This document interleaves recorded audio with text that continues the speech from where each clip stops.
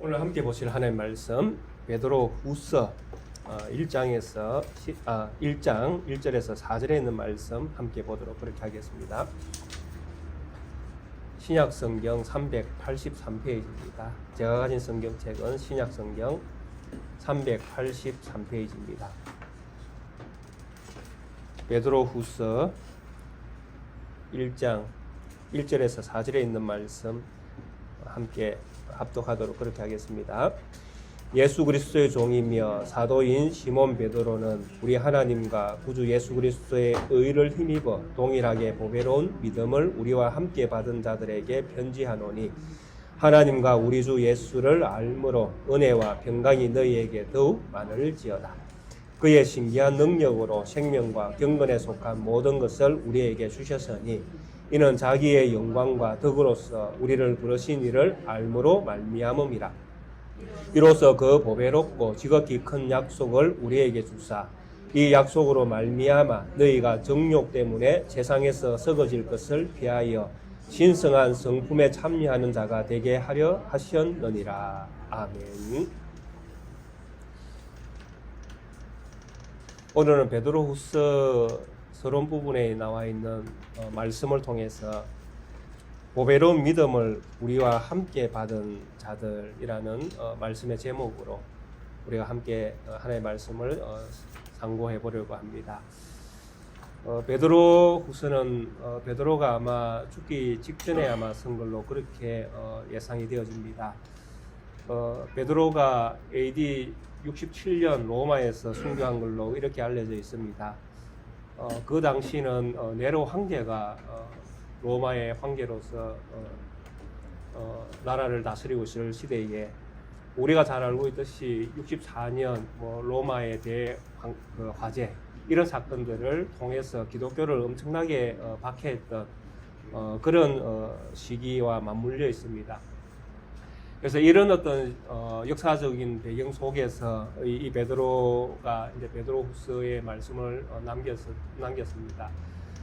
이 베드로후서의 내용 가운데에 이 베드로후서를 어떤 목적으로 쓰여졌을까, 또 그때의 교회 상황은 어땠을까라는 이런 추측이 가능한 말씀들이 한 여러 군데 나옵니다. 그래서 이 베드로가 이 말씀을 기록할 당시에 이 교회의 어떤 그 현상은 상당히 어려운 시기였습니다. 사람들 가운데에 배교의 어떤 그런 일들이 많이 일어났던 시기입니다. 네로 황제의 어떤 그런 그 박해라든지 이런 부분들이 맞물려 있어서 우리가 어떤 그 시대 사람들이 기독교 신앙을 가지고 살아간다는 것은 사실 엄청나게 어려운 현실적 문제가 있었습니다. 그래서 현실적 문제 가운데에 어려운 일들이 생길 때에 성도들은 기도하게 되잖아요. 하나님 이런 문제들을 해결해 주십시오. 또 이런 문제들을 해결해 주시기를 원합니다. 우리의 소원이라는 것은 육체를 가지고 있는 인간의 어떤 소원은 육체적인 부분이 일단 해결이 돼야 되잖아요. 아픈 부분이 있다면 우리가 믿는 하나님이 천지 만물을 창조하신 분이라면 내 아픔도 그분이 책임져 주시고 또 천지까지 만물까지 다 만드시는 분인데 내 아픈 이 육체의 연약한 부분을 어찌 못 고쳐줄 수 있는가? 그래서 충분히 하나님 앞에 기도할 수도 있고 우리의 어떤 문제를 내어놓고 하나님 앞에 간구하게 되어진다는 것입니다. 그러면 기도했으니까 하나님이 들어주실 거라고 믿잖아요. 기도하면서 하나님이 안 들어주실 거다라고 생각하면서 기도하는 분은 없지 않습니까? 우리가 기도할 때에는 그분, 우리가 믿는 하나님이 우리의 기도를 들어주신다는 전제하에서 우리가 기도하게 되잖아요. 근데 기도를 100일, 200일, 300일, 1년, 2년, 3년을 내 아픈 부분을 이렇게 부여잡고 기도를 해도 안 낫더라는 것이지, 현실적으로. 그리고 네로 황제가 빨리 죽었으면 좋겠다 싶어서 매일 하나님 네로 황제 데려가십시오. 네로 황제 데려가십시오. 제발 데려가서 이 박해가 어느 정도 우리가 덜 고생하면서 하나님을 믿을 수 있도록 좋은 환경을 만들어 주십시오. 기도해도 네로가 죽을 생각을 안 합니다. 이런 여러 가지 현실들을 만나게 되어지면 성도들은 내가 믿는 하나님이 진짜 살아계시는가에 의문표를 던지기 시작한다는 것입니다. 그러니까 어려운 문제가 생겼을 때에, 어려운 문제를 가지고 기도했을 때에 그런 것들이 즉각적으로 성취가 안 되게 되어지면 우리가 믿는 믿음에 혼돈이 일어날 수 있다는 것입니다. 회의가 생기고 내가 정말 믿어야 될 건가 말 건가. 특히 그 시대에, 그러니까 AD 그 초창기 그 기독교 시대에는 아직 기독교가 튼튼하게 뿌리를 내리고 있는 상황이 아니기 때문에 더욱더 내가 이 신앙을 받아들여야 될 건가 말아야 될 건가 엄청나게 고민할 수밖에 없다는 것입니다. 뭐 성경이 다 펼쳐져서 내 앞에 이렇게 와 있는 것도 아닌 상황이니까요.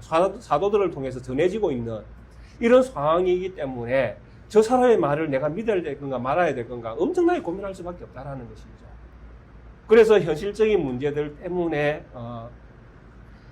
교회 안에서, 그러니까 하나님을 믿는 기독교 신앙 안에서 일부의 사람들, 그 사람들이 얼마나 많은 사람인지는 알 수 없지만은 많은 사람들이 자기가 믿던 믿음의 도리를 버리고 옛날로 다시 돌아가는 이런 일들이 비일비재하게 일어났다라는 것입니다. 그래서 우리가 가지고 있는 베드로후서에서도 그런 말씀들이 있었지 않습니까? 의의 도를 안 후에 받은 거룩한 명령을 저버리는 것보다 알지 못하는 것이 도리어 그들에게 나으니라. 그러니까 이렇게 돌아갔던 사람들이 있으니까 이런 말씀들이 기록되어져 있다라는 것이죠. 그리고 또 한 가지는 이 본문에서도 나왔지만은 정말 하나님 주님이 곧 오신다고 사도들은 이야기하고 전하고 있는데 주님이 곧 오실 건가? 왜 곧 오신다고 했는데 왜 지금 안 오시는가? 그러니까 주님이 오신다고 굳게 믿고 조금만 더 참으면 이제 좋은 날이 있을 것이다. 봄날이 있을 것이다. 우리가 하나님 나라 들어갈 것이다. 하나님 나라에는 아픔도 없고 부족한 것도 없고 우리가 영원히 영생하는 나라다. 이런 어떤 꿈에 이렇게 젖어서 신앙생활을 하는데 주님이 안 오시는 거예요.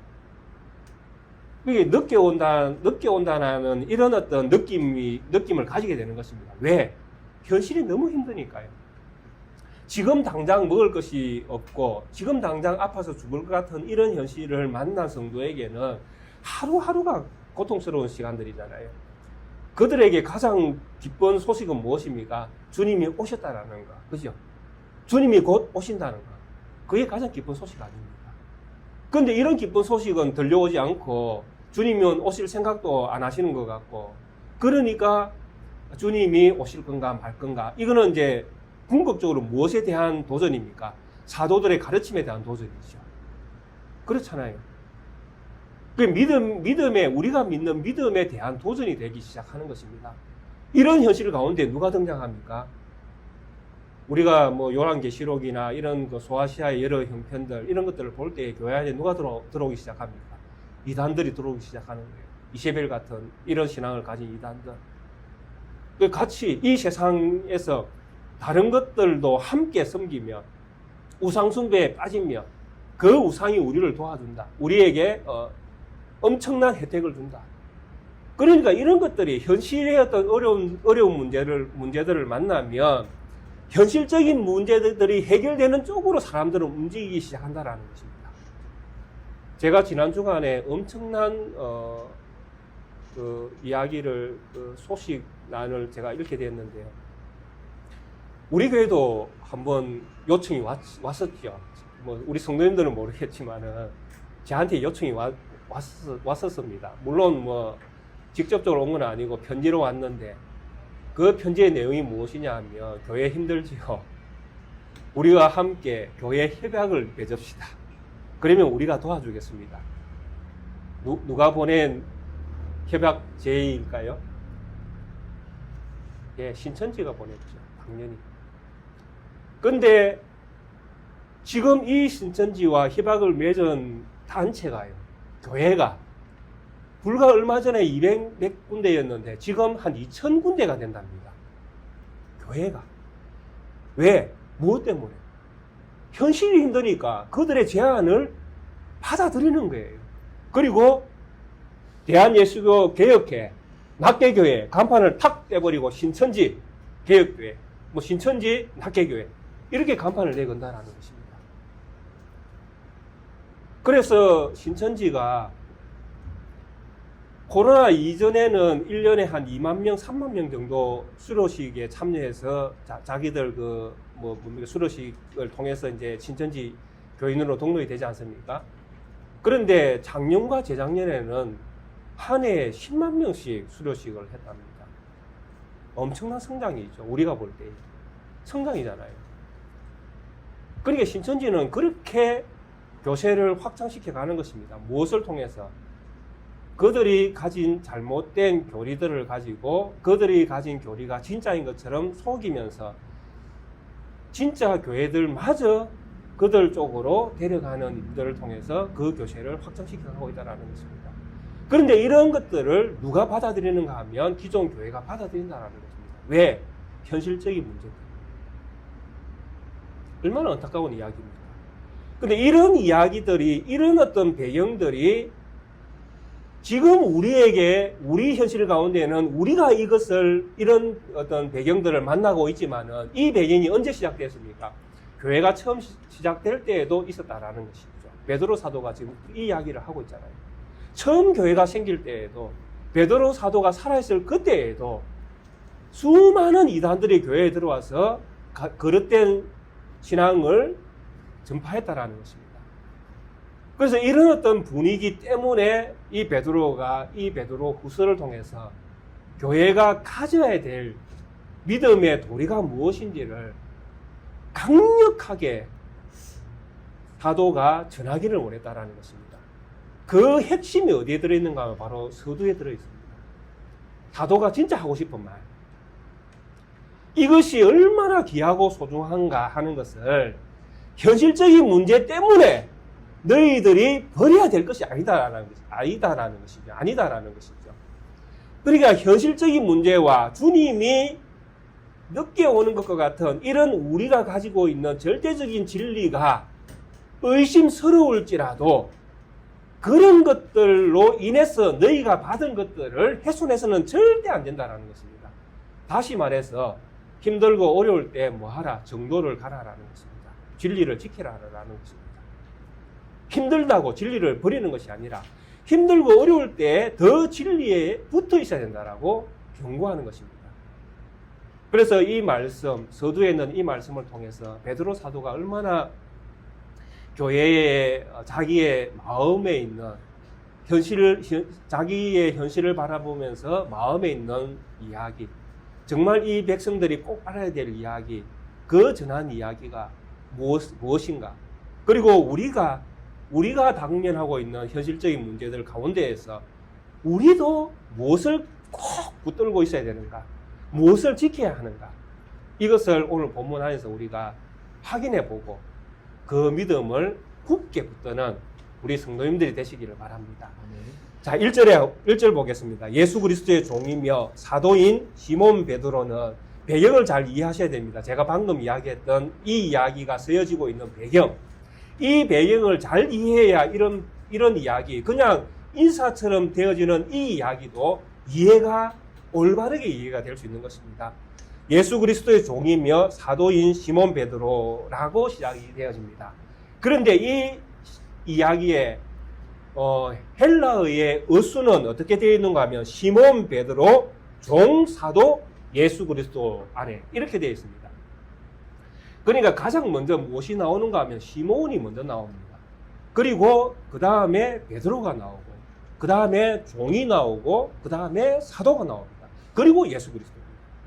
자, 여기서 베드로가 가장 강력하게 이야기하고 싶은 이야기가 무엇이냐면 자기가 시몬이다라는 것입니다. 시몬이었다라는 것. 그리고 자기는 베드로가 됐다라는 것. 그리고 자기는 종이라는 것이고, 그리고 자기는 사도라는 것입니다. 시몬이라는 이 이름은 자기가 육신을 가지고 있을 때에 자기 부친이 아니면 모친이 지어준 이름일 것입니다. 부친이 지어줬다고 봐야 되죠. 그러면 이 시몬의 이름의 뜻이 무엇이냐면 하나님이 응답하실 것이다. 하나님이 응답하셨다. 하나님이 응답하셨다라면 우리 성도님들의 생각에는 어떤 생각이 가장 먼저 드십니까? 우리 성도님들이 아들을 낳았습니다. 그리고 아들의 이름을 하나님이 응답하셨다라고 이름을 짓습니다. 어떤 생각이 번뜩 드십니까? 예, 그 아이는 뭐 그 현실 쪽에서 볼 때에 정말 하나님께서 우리의 어떤 기도를 다 들어주시는 것처럼 그렇게 복된 어떤 아들로 그렇게 기억되지 않겠습니까? 그러니까 인간의 소망이라는 것은 항상 어떤 쪽에서 많이 이렇게 매여져 있는가 하면 현실적인 문제에서 많이 매여 있다라는 것입니다. 그래서 내가 구하는 것마다 하나님께서 다 들어주시는 그런 어떤 하나님으로 인식이 되어지는 것입니다. 그래서 그 이름은 무엇입니까? 시몬입니다. 그래서 이 시몬이라는 것은 철저하게 사람 일대의 이름을 강조를 하게끔 되어 있습니다. 예수님께서 베드로에게 시몬에게 처음 그 마태복음 16장에서 묻지 않습니까? 너희는 나를 누구냐라고 하느냐라고 그렇게 물을 때에 이 베드로가 그렇게 답을 하지 않습니까? 주는 그리스도시요 살아계신 하나님의 아들입니다. 얼마나 멋진 답을 했습니까? 그때 예수님께서 시몬에게 이렇게 말씀합니다. 바요나 시몬아, 바요나 시몬아, 네가 복이 있도다. 여기서 바요나 시모나가 이 바요나는 요나의 아들이잖아요. 그 아버지 그 시몬의 아버지가 요나로도 불리고 요한으로도 불립니다. 예, 요한에 가면 요한의 아들 시모나 이렇게 부르시거든요. 예수님께서. 여기서는 바요나니까 요나의 아들이거든요. 그래서 아버지가 요나로도 불리고 요한으로도 불리는 이름입니다. 그래서 이런 이름을 가진 시몬, 육체적인 이름은 시몬. 그러니까 이 시몬은 철저하게 육이었던 자였다라는 것이죠. 근데 이 바요나 시몬아, 네가 복이 있다면서 예수님께서 시몬의 이름을 뭘로 바꿔버리십니까? 너는 베드로라. 베드로라는 이름의 뜻은 무엇입니까? 반석입니다. 돌입니다. 그냥 돌. 너 돌이야. 어떤 사람이 지나가다가 당신 돌이네요 이러면 기분 좋습니까? 그러니까 예수님께서 베드로에게 너 돌이다라고 할 때에 이 돌의 의미가 무엇이냐 하면 바로 앞에 베드로가 고백했던 그 고백이 돌이라는 이야기입니다. 주는 그리스도시요 살아계신 하나님의 아들입니다. 이게 돌이라는 것이죠. 무슨 의미입니까? 주는 그리스도시요 살아계신 하나님의 아들이라는 이 진리는 불변이라는 이야기입니다. 돌은 변하지 않잖아요. 주는 그리스도시요 살아계신 하나님이다라고 우리가 믿는 이 주님 그리스도 되시는 예수님은 불변의 진리가 되시는 거예요. 그래서 이 베드로, 이 불변의 진리를 가진 이 베드로에게 무엇을 맡깁니까? 천국의 열쇠를 맡기잖아요. 네가 너에게 천국의 열쇠를 주노니 네가 열면 열릴 것이고 네가 닫으면 닫을 것이니. 그러니까 돌 같은 진리를 가진 베드로에게, 돌 같은 진리를 믿는 베드로에게 천국의 열쇠를, 사도권을 하나님께서, 예수님께서 쥐어주신 것입니다. 이 이야기를 왜 지금 하고 있다라고 생각되십니까? 배교한 사람들이 있다라는 이야기를 지금 제가 먼저 들었잖아요. 육신적인 연약함을 가진 시몬 베드로. 근데 이 베드로가 예수님을 믿고 따르다가 예수님이 십자가에 못 박혀서 돌아가시고 천국으로 하늘나라로 올라가니까 베드로가 그 다음에 무엇을 했습니까? 예, 배 끌고 그물을 싣고 바다에 나가서 고기를 잡았습니다. 그러니까 예수님이 천국 하늘나라로 올라가니까 베드로는 다시 어디로 갔습니까? 주는 그리스도시요 살아계신 하나님의 아들입니다. 그거 전하러 간 것이 아니라 자기 살 길을 찾아서 간 거예요. 이때에 예수님께서 오셔서 다시 베드로를 부르실 때에 요한복음 21장에 요한의 아들 시몬아, 요한의 아들, 육신의 아들이잖아요. 요한의 아들 시몬아, 육신의 이름입니다. 요한의 아들 시몬아, 무슨 이야기입니까? 네가 왜 육이 됐느냐라고 질책하시는 말씀이죠. 네가 왜 육이 됐느냐? 내가 하나님 나라로 올라갔다고 왜 네가 나를 버리고 떠나갔느냐? 그 질책이잖아요. 요한의 아들 시몬아. 예수님께서 베드로라고 안 불러주셨습니까? 요한의 아들 시몬아, 네가 나를 사랑하느냐? 나를 버리고 네가 나를 떠났는데 너 지금 나 사랑하느냐? 다시 물으십니다. 떠난 자에게, 뒤도 안 돌아보고 자기 살 길을 찾아간 제자에게 찾아오신 예수님께서 떠나간 제자를 딱 쳐다보시면서, 야, 내 사랑하나? 베드로가 뭐라고 이야기합니까? 사랑합니다라는 말을 못합니다. 뭐라고 이야기했죠? 주께서 아십니다. 주님이 아십니다. 참 얼마나 부끄러웠겠습니까? 주님이 아십니다.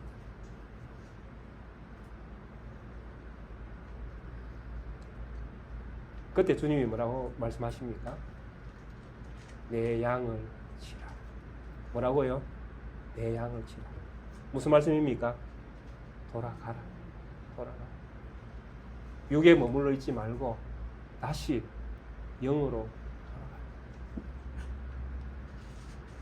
지금 이 배교하고 있는 이 현실 가운데에 베드로가 자기가 믿는 믿음을 전한 그 성도들이 있는 그 교회의 현상을 보면서 지금 베드로가 하고 싶은 이야기, 이 이야기 아니겠습니까? 의의 도를 안 후에 받은 후에 거룩한 명령을 저버리고 다시 돌아가면 어떻게 하겠느냐? 자기가 그 경험을 했지 않습니까? 베드로가 경험이 없는 것이 아니라 자기가 그 경험을 했지 않습니까? 그때 주님이 뭐라고 이야기했습니까? 바요나 시몬아, 요한의 아들 시몬아, 네가 나를 사랑하느냐? 내 양을 치라. 돌아오. 지금 베드로가 시몬과 베드로라는 이 이름을 가지고 지금 성도에게 돌아올 것을 지금 이야기하는 것입니다. 네가 돌아오. 나에게 다시 돌아오. 나도 떠난 적이 있었다. 내가 육에 있을 때에 이 육의 어떤 한계를 내가 이기지 못해서 주님이 떠나가셨을 때 나도 고기 잡으러 갔었다. 근데 주님이 다시 나를 불렀어. 근데 그분이 나를 불렀는데 내가 무엇이 됐는가? 내가 베드로가 되어버렸다라는 것이죠. 그때 이제 나는 반석, 돌과 같은 변하지 않는 진리에 굳게 붙들린 돌이 되어버렸다라는 것이죠. 그리고 나서 내가 이 돌이 되니 내가 사도의 직분을 맡게 되더라. 주님이 나에게 사도의 직분을 주시더라. 근데 내가 이 사도의 직분을 행함에 있어서 내가 예수님이 나를 불러주셔서 나에게 믿음을 주시고 나에게 사도라는 직분을 주셔서 나에게 이 일을 감당하게 하실 때에 나는 그분의 종이 됐다는 것이죠. 여러분은 여러분의 신앙에 대해서 어떤 생각들을 가지고 계십니까? 여러분들은 지금 여러분들이 가지고 있는 믿음이 예수 그리스도 안에서 예수 그리스도의 종으로서의 믿음을 가지고 계십니까? 우리가 이 믿음을 가져야 된다라는 것입니다. 사도가 가장 멋진 사도가 어떤 사도겠습니까? 베드로가 사도로서 가장 멋진 사도가 될 때에 그가 어떻게 해야 가장 멋진 사도가 되겠습니까? 바로 주님의 종이 될 때 아니겠습니까? 우리 성도님들이 어떻게 살아야, 어떤 믿음을 가져야 정말 하나님께서 기뻐하시는 하나님의 백성이 되겠습니까? 우리 성도님들도 동일하잖아요. 우리의 주인이 주님이신 것을 고백하면서 그분의 종의 삶을 살 때에 우리 성도님들이 가장 멋진 성도가 안 되겠습니까? 누군가의 어떤 비율을 맞추기 위한 신앙이 아니라, 천국 가기 위한 신앙이 아니라, 내 욕심을 이루기 위한 신앙이 아니라 정말 나를 불러주신, 나에게 믿음을 선물로 허락하신 그 구주 예수 그리스도, 그분이 나를 불러주신 것을 기억하면서 그분의 종으로 우리가 살아갈 때에 우리가 정말 믿음이 정말 괜찮은 믿음, 좋은 믿음, 정말 하나님께서 기뻐하시는 믿음 인정받지 않겠습니까? 이것을 사도 베드로는 자기 이름을 가지고 지금 이 이야기를 풀어내고 있는 것입니다. 나는 시몬이었고, 그런데 내가 부족함에도 불구하고, 내가 주님을 버렸음에도 불구하고, 주님은 나를 찾아오셔서 나를 사랑하느냐고 물으시더라. 그래서 내가 부끄러워할 말이 없었지만은 내가 주님 아십니다 라는 말로 고백해서 다시 내가 주님 앞에 서게 되었다. 그리고 그때부터 나는 주님의 종으로서 지금 믿음을 지켜가고 있다. 그래서 내가 지금 너희에게 쓰고 있는 이 베드로 후서는 내가 사도라는 큰 직분을 맡은 자로서 주님의 종과 같은 심정으로 이 편지를 너희에게 쓰고 있다. 이 고백 아니겠습니까? 그러면 이 서신은, 베드로 후서는 진리의 말씀 아니겠습니까? 예수 그리스도의 말씀 아니겠습니까? 예수 그리스도가 우리에게 주시는, 베드로를 통해서 그 시대의 신자들에게, 그리고 오늘 우리에게 주시는 진리의 말씀 아니겠습니까? 얼마나 베드로가 이 백성들, 그 백성들을 사랑하고 있는가를 우리는 알게 되어집니다. 그 마음에 얼마나 사랑이 많은가. 그 마음을 품고 정말 종과 같이, 예수 그리스도의 종과 같이 교회를 섬길 수 있다면 그 최고의 사도 아니겠습니까? 사도가 제일 멋진 사도가 주님의 종이 될 때 아니겠습니까? 근데 이 교회가, 한국 교회가 이런 진리를 지키고 이런 어떤 사도로서의 가르침을 받아서 이것을 지켜가는 믿음으로 세상에 드러나야 되는데, 교회가 이 진리를 받았음에도 불구하고 우리가 어리석음에 빠져서 이 진리를 우상숭배와 같이 바꾸어버렸다는 것이죠. 정말 오늘 제가 이 본문의 말씀을 우리 성도님들에게 전하지만은 사실 제가 부끄러워야 될 상황이 되어버린 것입니다. 정말 진리의 말씀을 가지고 고민하고 그 진리를 담아내고 그 진리를 예수 그리스도에서 풀어내서 성도들에게 아주 알맞은 음식으로 전달해야 되는데 그것이 부족하잖아요, 늘. 그리고 한국 교회가 이런 일들을 하라고 수많은 목회자들을 세워놨지 않습니까? 근데 한국 교회의 현실은 어떻습니까? 전부 다 우리가 느끼는 것처럼 세속화가 거의 다 이루어졌지 않습니까? 교회의 세습은 이거는 하늘이 무너져도 해서는 안 되는 일 아니겠습니까? 거기에 무슨 정당성을 부여할 수 있겠습니까? 그건 교회의 사유하죠. 아무리 교회가 원한다 할지라도 저는 그것을 사유화로 봅니다.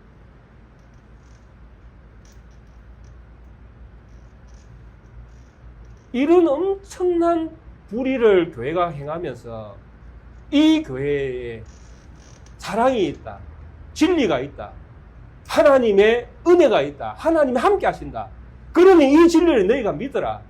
우리가 어떻게 전할 수 있겠습니까? 교회가 진리 안에 붙들려 있지 않으면서 어떻게 진리를 전하고 진리를 믿으라고 그렇게 외칠 수 있냐 하는 것입니다. 우리 성도님 각자가 바른 믿음을 가지지 못하신다면 누구에게 나가서 누구에게 내가 믿는 하나님을 믿으라고 전하시겠습니까? 그러니까 우리 모두가 진리에 붙들려 있어야 된다는 것입니다. 저만 그런 것이 아니라 우리 성도님 모두가. 그래서 제가 혹시라도 제가 우리 성도님 앞에 헛소리를 하게 되어지잖아요. 세속화를 부추기는 그런 이야기를 하게 되어질 때에 우리 성도님들은 그런 부분에서 아니야 라고 이야기할 수 있는 그런 믿음을 가지고 계셔야 된다는 것이죠. 그래야 교회가 교회답게 서갈 거 아닙니까? 그래서 이 사도 베드로는 자기의 이름을 가장 먼저 이제 앞에 넣으면서 시몬 베드로, 그러면서 종이고 사도인. 그런데 이 종이 내가 가지고 있는 이 믿음이 내가 예수 그리스도를 통해서 받은 그 믿음을 누가 가지고 있는가 하면 우리 성도님들도 모두 가지고 있습니다 라고 소개를 합니다. 시몬 베드로는 우리 하나님과 구주 예수 그리스도의 의를 힘입어 동일하게 보배로운 믿음을 우리와 함께 받은 자들에게 편지하노니. 자, 우리 모두 성도님들은 제가 만약에 예수 그리스도를 나의 구세주로 하나님의 아들로 주는 그리스도시요 살아계신 하나님의 아들인 것을 내가 굳게 믿는 그 믿음을 내가 가지고 있다면 우리 모든 성도님들도 이런 동일한 믿음을 가지고 받았다라는 것이죠. 맞습니까? 예. 근데 우리가 받은 이 믿음, 이제 앞에서 제가 얘기했잖아요. 믿음을 받았다가 떠나는 사람들이 있었잖아요. 근데 이 떠나는 사람들의 문제가 뭐냐 하면 우리가 받은 믿음에 대하여 의심을 품었다라는 것이잖아요. 근데 지금 사도 베드로는 지금 우리에게 뭐라고 이야기하는가 하면 우리가 받은 믿음은 동일하게 보배로운 믿음이라고 소개를 하고 있습니다. 두 가지 이야기를 앞에 쓰고 있습니다. 우리가 믿음을 가지고 있는데 내가 가지고 있는 우리가 받은 믿음은 동일하면서도 보배롭다라는 이야기를 합니다. 믿음이 참 보배롭네. 우리 성도님, 우리 황 집사님 가지고 있는 믿음이 참 보배롭네. 좀 이렇게 이야기하는 것입니다. 아, 우리 주사님 가지고 있는 믿음이 참 보배롭습니다. 아, 우리 장로님 가지고 있는 믿음이 참 보배롭습니다. 보배롭다라고 할 때 어떤 생각이 탁 드십니까? 보배라는 거, 보석 같은 거, 참 귀하게 느껴지지 않습니까? 그죠? 예, 그 뜻입니다. 우리가 가지고 있는 보배, 믿음은 참 귀한 것이다 라고 지금 이야기하는 것입니다. 사도가. 우리 성도님 가지고 있는 믿음이 참 귀하네요. 믿음이 귀하다라고 지금 이야기하는 것입니다. 참 믿음이 가치가 있다라는 이야기죠. 보석이니까 얼마나 가치가 있습니까? 그러니까 이 믿음은 갖고 싶지 않아요. 가치가 있으니까. 이 믿음은 보배로우니까, 귀중하니까, 소중하니까, 나는 소중하니까, 이렇게 이야기하듯이 이 믿음은 소중하니까, 귀하니까, 고귀하니까. 그러니까 이 믿음이 얼마나 가치가 있는가 하는 것이죠. 근데 이 가치가 있을 뿐만 아니라 앞에 또 뭐가 들어있습니까? 동일하게 이렇게 되어 있잖아요. 동일하다는 이 이야기는 무슨 말이냐 하면 변하지 않는다는 이야기입니다. 내가 가지고 있는 이 믿음은 엄청난 가치가 있는데도 불구하고 변함이 없는 믿음입니다. 불변의 믿음이라는 것입니다.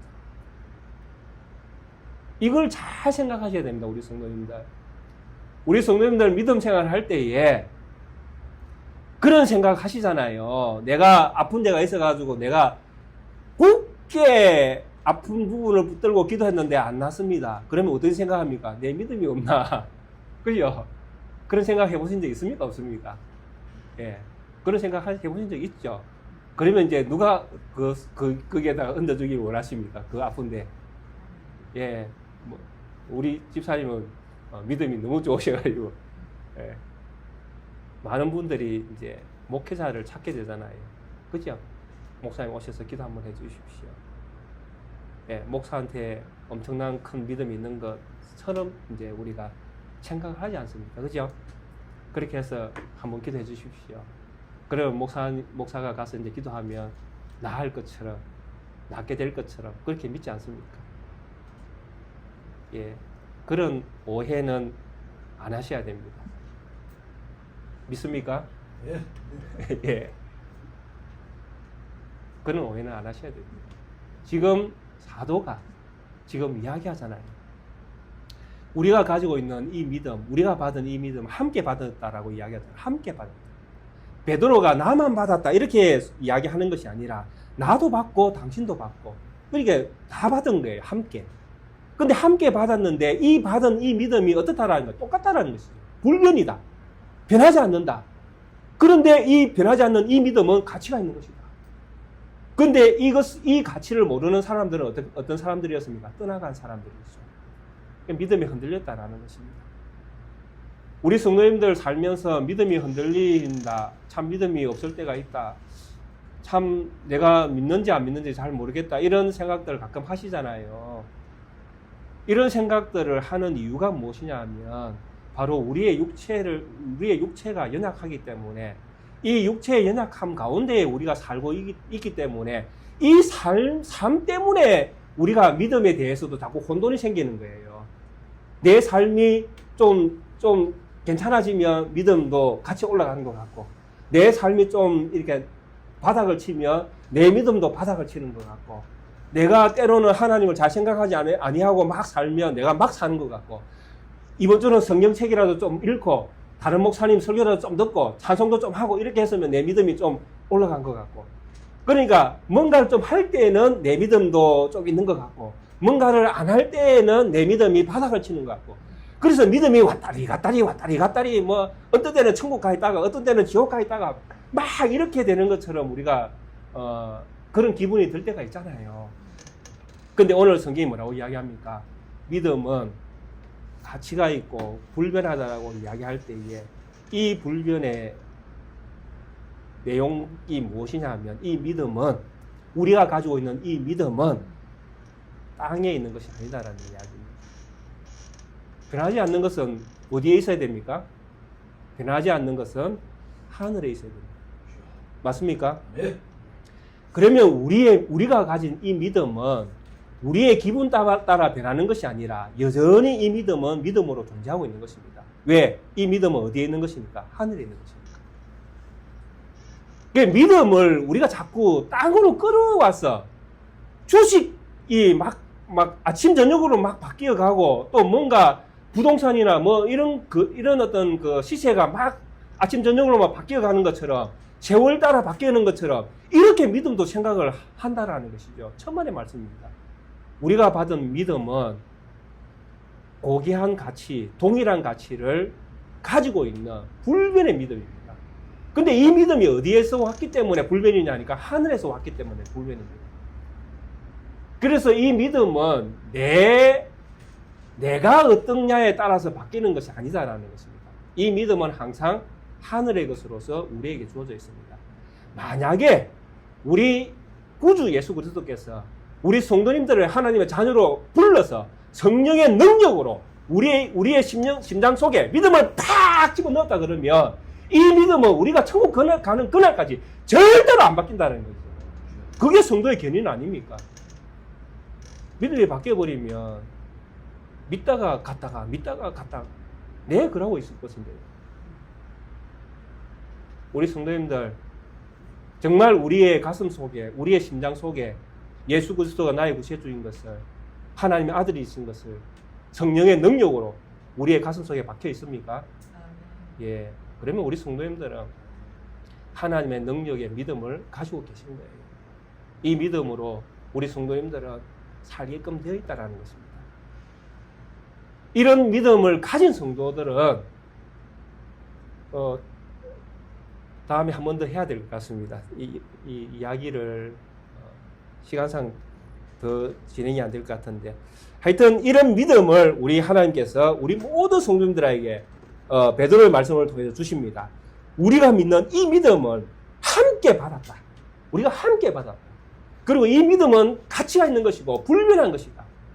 그리고 이 믿음을 통해서 우리가 하나님의 의로움에 참여하게 됐다라고 이야기합니다. 그게 하나님과 우리 구주 예수 그리스도의 의를 힘입어 이렇게 되어 있잖아요. 그러니까 우리가 믿음을 가지도록 하나님이 우리에게 의를 주셨다라는 것이죠. 의라는 게 무엇입니까? 죄가 없어지는 것이죠. 그렇게 해서 우리가 거룩해진다라는 것이죠. 우리가 거룩해졌다라는 이야기는 우리는 땅에 속한 자가 아니라 하늘에 속한 자가 되었다라는 것이죠. 그렇기 때문에 무엇 때문에? 우리에게 주어진 믿음 때문에 이런 일들이 일어난다라는 것입니다. 우리가 가진 믿음을 우리 성도님들은 가볍게 보지 마십시오. 하나님이 우리에게 주신 믿음에 대한 가치를 우리 스스로 낮추지 마십시오.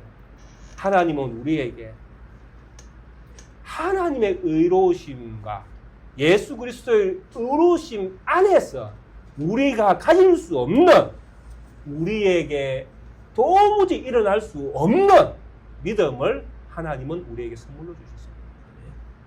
이 믿음은 내가 어떠냐에 따라서 바뀌는 것이 아닙니다. 하나님이 우리에게 선물로 주신 믿음이기 때문에 하나님이 이 선물을 선물답게 만들어 가실 것입니다. 그래서 우리는 이 믿음, 우리가 이런 것들을 우리가 받았다라는 것을 우리가 기억해야 될 의무는 우리에게 있습니다. 우리가 이걸 기억하고 살아야 되잖아요. 하나님이 나에게 너무나 귀한 믿음을 주셨다. 그래서 이 믿음을 가지고 내가 옛날에는 시몬이었지만 지금은 베드로가 됐잖아요. 그렇게 나를 베드로로 불러주신 그분의 뜻이 무엇이냐? 나로 하여금 예수 그리스도의 종으로 살라고 그분이 나를 불러주셨잖아요. 하나님이 우리 성도님, 각자 성도님들을 왜 불러주셨는가? 믿음을 왜 주셨는가? 무엇을 어떻게 살라고, 예전과 어떻게 다르게 살라고 우리에게 믿음을 주셨는가? 그렇게 우리는 생각을 해볼 말씀으로 우리에게 주어져 있다라고 우리는 생각할 수 있다는 것입니다. 우리 성도님들에게 주신 하나님께서 주신 믿음은 고귀하고 가치 있는 것입니다. 주님이 천천히 오시는 것처럼 느껴지는 그런 세월이고, 또 내가 매일 아프고 힘들고 고통스러운 날들이 많다 할지라도 그로 인해서 우리가 가진 믿음이 흔들릴 이유가 없음도 잘 아시기를 바랍니다. 그런 거 무시하시고 우리가 받은 믿음만 생각하십시오. 하나님이 우리에게 주신 믿음만 생각하십시오. 이 믿음이 얼마나 소중하고 가치 있는 건가. 이 믿음을 주기 위해서 이 믿음이 어떻게 우리에게 주어졌는가? 하나님과 예수 그리스도의 의 안에서 우리에게 주어졌다. 우리가 하나님 것을 받았다라는 그런 믿음을 가지셔야 되는 것입니다. 하나님에게만 있는 것을 우리가 받았다. 이게 우리가 가지고 있는 믿음이다. 이게 세상 사람과 우리가 다른 차이라는 거예요. 그래서 우리가 세상으로 다시 돌아갈 이유가 없다라는 거예요. 우리가 가진 이 믿음으로도 우리는 충분히 이 세상에서 믿음을 지켜 살아갈 수 있는 능력이 있다라는 거예요. 이것을 기억하시고 우리 성도님들이 주신 믿음을 잘 기억하시면서 날마다 주님의 은혜 아래에서 기쁨과 감사함으로 사시는 우리 성도님들의 삶이 되기를 주의 이름으로 축원드리겠습니다. 함께 찬송가 545장 함께 찬양 드리시겠습니다.